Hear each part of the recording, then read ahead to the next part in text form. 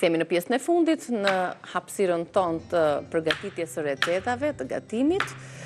Përgatisim supë, një supë me perime. Dikush na tregoi nga telefonuesit që supa e tyre ishte me thjerza. Sot ne kemi zgjedhur me disa perime të tjera. Qepën dhe karotën. Qep karot i shtojmë në ujë të vluar. Shohim dhe një herë bashk të shkruar recetën tonë, çfarë supe, çfarë përmban tjetër. Perime të thjeshta, supë me perime jeshile dhe jo vetëm, pra një kungull, një patate, një karot, një grusht në tufë me spinaq, një lug vaj ulliri, krip, piper i zi. Thjesht supë me perime jeshile.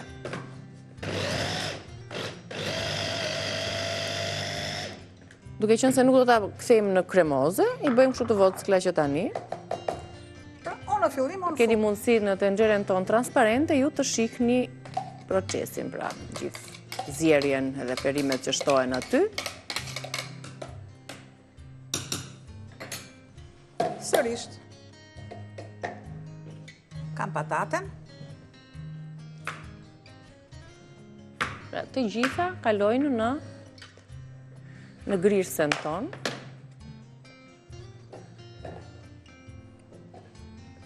Të grimcuara, shkurtojmë dhe kohën e zjerjes së tyre. Ekonomi në çdo aspekt.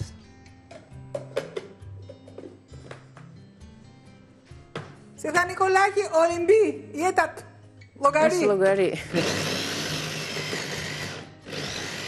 Edhe tak, dhe kjo është grija e fundit. Spinaqin do ta shtojmë ashtu. Spinaq të vogël.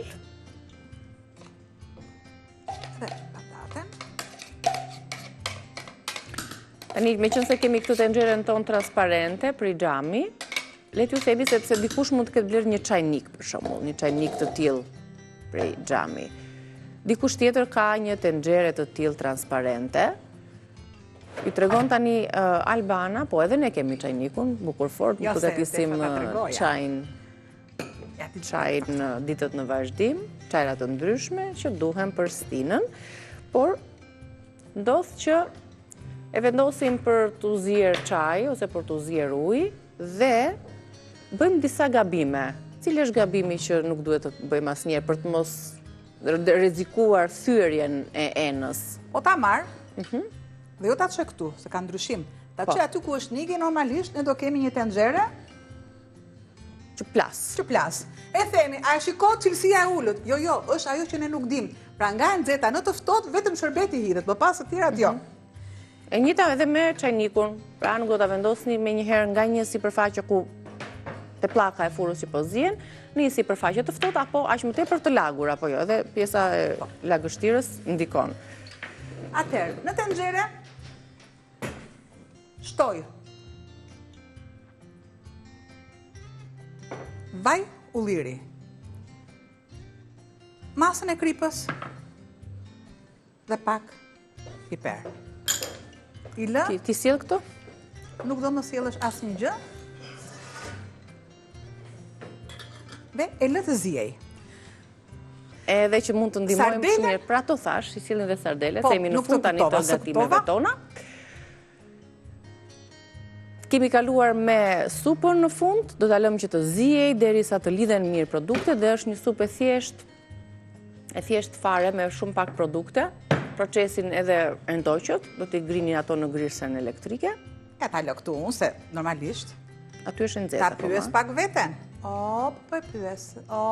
Me ngadal, që të më marrin nxehtësinë. Mjafton sipërfaqja të mos jetë edhe e lagur, e tillë. Ta hapim dhe kapakun, këto ishin 3 dhe ja ku kemi recetat.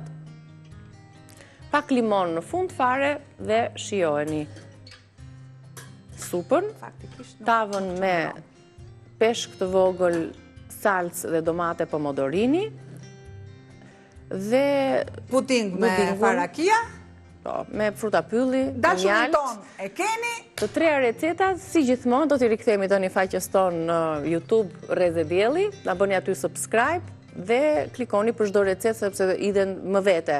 Më vete supa, më vete tava, më vete pudingu me mënyrën e përgatitjes dhe produktet. Do bëjmë ndonjë çaj tani? Ma çajnikun unë për të bërë një çaj. Një çaj me fruta pylli, apo boronic, apo një çaj të stinës, çaj mali, çajrat tona janë pafundme. Me gjitha ta fine, me kanellë, me mollë, me portokallë, me të gjitha. Mjafton që ti kemi pjesë të rutinës tonë të përditshme. Tani me që të lumshin duar. të ngre pak balluken. Se mëra. Si është ajo? Baluke Bëj balluke prerë. dy gish për mbi vetu. I kam shumë. Mirë, ne do të shihemi pas pak me horoskopin, me parashikimin e yjeve për një vit gjatë astrologjik, të shohim se çfarë të reja ka ky vit në fushën e astrologjisë. Dhe një përqafim shumë të madh nga unë. Ju pres pas pak, pas fleshit informativ.